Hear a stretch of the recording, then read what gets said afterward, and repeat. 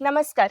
निसर्ग मित्र फार्मवर आपण नुकतीच एक स्टोरी टाकली होती, ज्यामध्ये आम्ही विचारलं होतं की सेंद्रिय कृषीभूषण श्री राजेंद्र भट यांना तुम्ही कोणते प्रश्न विचारू इच्छिता. तर या स्टोरीला तुम्ही सर्वांनी भरभरून प्रतिसाद दिला. पण आता वेळ आहे या प्रश्नांची उत्तरं जाणून घ्यायची. पण प्रत्येक वेळेस तुमच्या प्रश्नांची उत्तर तुम्हाला मिळणार कुठे? म्हणूनच आम्ही तुमच्यासाठी घेऊन आलो आहोत एक खास सिरीज, प्रश्न तुमचे उत्तर आमचे. चला तर मग या सिरीज मधल्या पहिल्या भागाला सुरुवात करूया. नमस्कार काका. नमस्कार. तर काका, आपल्या पहिल्या भागातला पहिला प्रश्न आहे की नारळाची योग्य निगा कशी राखायची आणि त्याला नारळ लवकर लागावे त्यासाठी काय करावे. तर हा प्रश्न विचारलाय विक्रांत यांनी. विक्रांतजी, तुम्ही छान प्रश्न विचारलात आणि तू छान प्रश्न पहिला तो घेतलास. कारण कुठल्याही याला पहिल्या याला आपण नारळाने सुरुवात करतो. म्हणजे नारळाचा प्रश्न आलाय हा खूप छान आहे. तुम्ही प्रश्न जो विचारले दोन प्रश्न आहेत की नारळाला चांगलं उत्पादन येण्यासाठी, चांगली वाढ होण्यासाठी काय करावं आणि लवकर येण्यासाठी काय करावं. लवकर येण्यासाठी काही करता येत नाही. लवकर येण्यासाठी त्याला जात बदलायला लागते. म्हणजे ज्या बुटक्या जाती आहेत नारळाच्या त्या लवकर येतात आणि उशिरा जाती 6 वर्षांनी येतात. साधारण 36 पानं आल्यानंतर नारळ लागायला लागतो. 36 पानं जेवढी लवकर आणता येतील तेवढा आपला नारळ लवकर लागतो. नारळाच्या योग्य वाढीसाठी सगळ्यात महत्त्वाचं असं अनुकूल हवामान. नारळाला उष्ण आणि दमट हवामान आवडतं. थंडी सहन होत नाही, म्हणजे थंडीमध्ये तो तेवढा उत्पादन देत नाही. आणि दुसरी बाब असते की पाण्याची पातळी जरा थोडीशी भूगर्भातली पाण्याची पातळी वरती पाहिजे. आणि तिसरा असतो त्याला चांगले मित्र पाहिजेत. या तिन्ही गोष्टी जिथे आहेत तिथे आपल्याला नारळाचं उत्पादन चांगलं घेता येतं. आणि नारळाला आयुष्यभर जमिनीमध्ये ओलावा लागतो, म्हणजे पाणी लागतं. कारण ते एवढ्या उंच 40-50 फुटावरती पाणी नाही येतं, त्याच्यात ते पाणी वरती नेण्यासाठी जास्त पाणी लागतं. आणि नारळाला योग्य अंतर, जर 10-10 फुटावर नारळ लावलं तर नारळ लागत नाहीत. कोकणामध्ये एक म्हण आहे, लागे ते ना लागे. म्हणजे 2 फांदे एकमेकांना टेकल्या तर लागणार नाहीत. तर त्याचे ते जे अंतर असतं ते 25 ते 30 फूट अंतर असेल तर नारळ चांगला लागतो. आणि तुम्हाला अजून त्याची जास्त माहिती पाहिजे असेल तर यूट्यूबवर आमचे व्हिडिओ आहेत. आणि त्याच्यासाठी अजून एक भाग म्हणजे आपण त्यासाठी प्रशिक्षण वर्ग घेत असतो. तर ह्याच्यातनं तुम्हाला जास्त माहिती मिळू शकते. याची पुस्तकं पण खूप आहेत, त्या पुस्तकातनं पण तुम्हाला वेगळ्या माहिती मिळू शकते. तर काका, पुढचा प्रश्न विचारलाय अभिषेक काकड यांनी. मातीतून पिकांना सर्वात चांगले पोषण देणारे अन्नद्रव्य कोणते?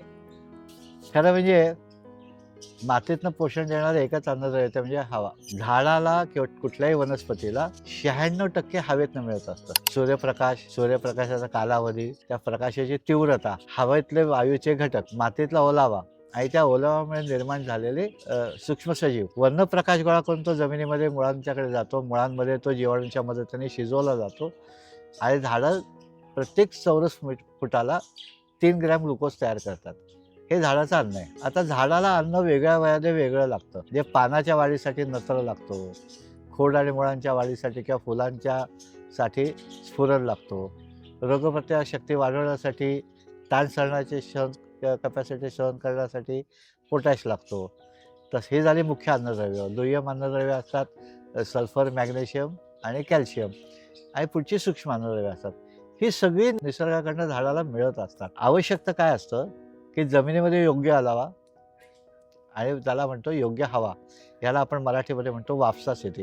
ही वापसा स्थिती असेल तर त्या ऋतूमध्ये लावलेलं झाड त्या ऋतूमध्ये खूप चांगलं वाढू शकतं.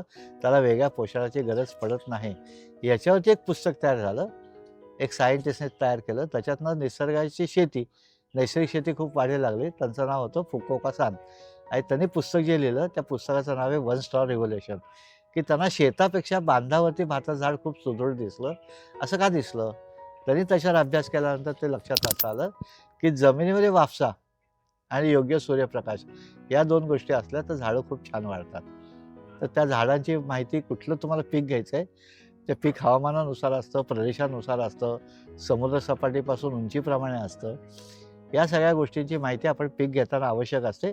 कुठलं पीक कधी आणि कुठे लावायचं आहे, मग पीक छान वाढतं. कारण ती रचना, निसर्गाची रचना लक्षावधी वर्षामध्ये एक उत्क्रांत झालेली आहे आणि ते सहजीवन परस्पर अवलंबतो. हा त्यातला महत्त्वाचा नियम आहे.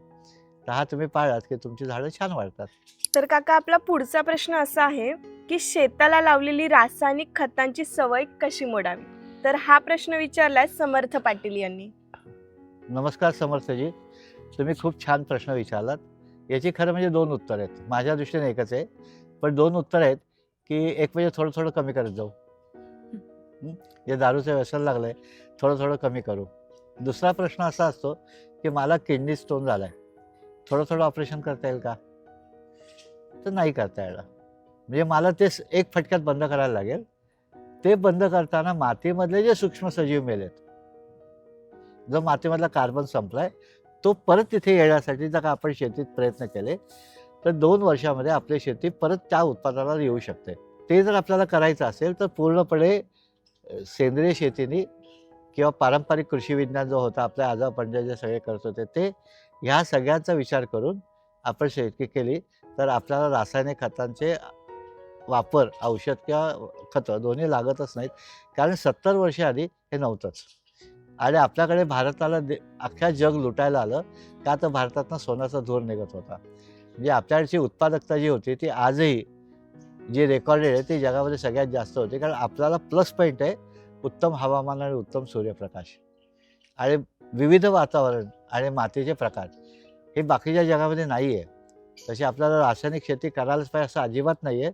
गेली 35 वर्ष मी कुठल्याही प्रकारचं खत किंवा कुठल्याही प्रकारचं औषध रासायनिक वापरत नाही आहे. आणि ती वनस्पतींचे अवशेष, आधी गाय आधारित शेती होती, आता वनस्पती आधारित शेती आहे आणि खूप चांगलं येतं, पुरेसं येतं आणि त्याचं उत्पादन खर्च खूप खूप कमी होतो. भारतामध्ये सुरुवात जी केली सावे गुरुजींनी केली, ती 57 साली त्यांनी नैसर्गिक शेती सुरुवात केली. ती अजूनही छान पद्धतीने उत्पादित देते. तर आपल्याला अशी काळजी बाळगायचं कारण नाही की रसायनं केल्यानंतर खूप बंद केल्यानंतर खूप त्रास होईल का? तर 1-2 वर्ष होईल, नाही असं नाही. पण त्याला पाळेकर गुरुजींनी शिकवलेलं जीवामृत घातलं, घनजीवामृत घातलं, गांडूळ खत तयार केलं जागेवरती काडी कचरा गोळा केला, शेणापासून वापर केलेले घटक वापरले, तर नक्की आपल्याला नुकसानीत न जाता शेती कमर्शियल चांगली करता येईल. अगदीच. तर काका, पुढचा प्रश्न असा आहे की तण किंवा गवत भरपूर येतंय तर काय करावं? हा प्रश्न विचारलाय संदेश यांनी. नमस्कार संदेशजी. एक मूलभूत नियम तुम्ही तुमची माहिती सांगितली नाही, त्याच्यावर प्रश्न पडतोय की जिथे खूप जास्त पाऊस पडतो तिथे खूप जास्त तण येतात आणि जिथे खूप कमी पाऊस पडतो तिथे तण खूप कमी येतात. कारण निसर्गाच्या रचनेमध्ये निसर्गाने मातीचं संरक्षण व्हावं यासाठी वेगळी तळं निर्माण करण्याची रचना तयार झाली आहे. आणि ते सॉईल कन्झर्वेशन, म्हणजे मातीची समृद्धी वाढावी, माती वाहून जाऊ नये याच्यासाठी तण काम करत असतात. आणि ते तण प्रत्येक ऋतूमध्ये उन्हाळ्यात वेगळं येणार, पावसात वेगळं येणार, हिवाळ्यात वेगळं येणार आणि त्याच्यातले मातीतले दोष घालवणे आणि मातीमध्ये पुनर्भरण करणे असं तळांचं मुख्य काम असतं. आणि हे तण वेगळ्या प्रकारचे तण, म्हणजे आत्ता अभ्यासातनं लक्षात असं आलं की कोकणामध्ये किंवा बहुतेक ठिकाणी, महाराष्ट्रामध्ये सगळी ठिकाणी पावसाळ्यामध्ये जे तण उगवतात त्यातले 30 ते 70% तण नायट्रोजन फिक्स करणारे आहेत. मग हे तण जमिनीची समृद्धी वाढवत असतात.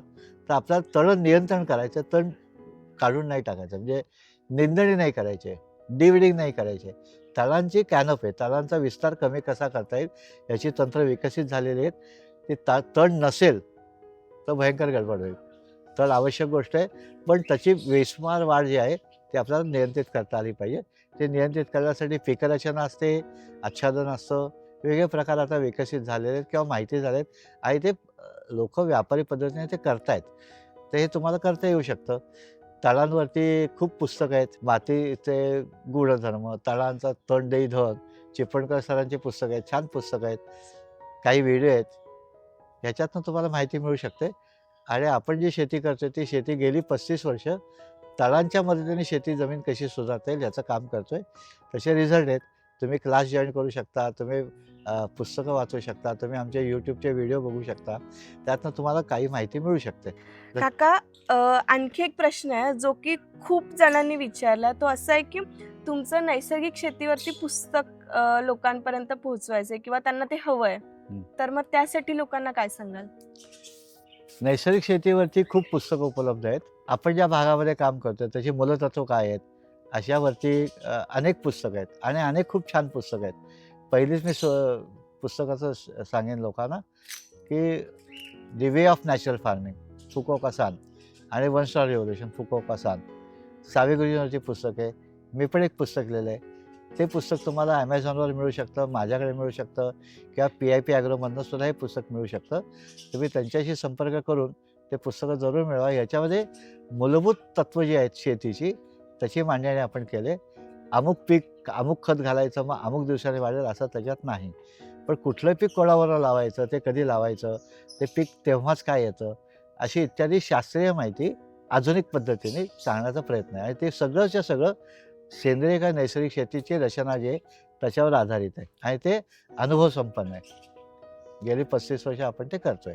तसंच एक लक्षात घ्या की शेतीची रचना एकात्मिक आहे, म्हणजे ज्याला आपण आता बायोडायव्हर्सिटी म्हणतो. परिसंस्था आणि परिसर जे इकॉलॉजी आणि इकॉनॉमी हे दोन्ही एकत्र जोडता येतील का? तर हे करत असताना एकाच पुस्तकामध्ये ही माहिती मिळणं अवघड असतं किंवा जवळजवळ नसते. की झाडं कुठली लावू, फळझाडं कुठली लावू, पीक कुठलं घेऊ. ते पीक कुठलं घेऊ प्रदेशाप्रमाणे बदलतं ना. आता मी एक नकाशा तयार केला किंवा एक टेबल तयार केलं की पावसाळ्यामध्ये ही तृणधान्य लावायची. कुठे? तर कोकणामध्ये भात येईल आणि देशावरती बाजरी येईल. तिथे भात नाही येणार. म्हणजे तुम्ही ज्या स्थानावर राहता त्या स्थानाचं तृणधान्य. मग तृणधान्य काय याची माहिती पुस्तकात मिळू शकते. पण माझ्या परिसराचं तृणधान्य कुठलं, माझ्या परिसराचं कडधान्य कुठलं, माझ्या इथली फळझाडं कुठली, ही सगळी माहिती एका पुस्तकात नाही येत.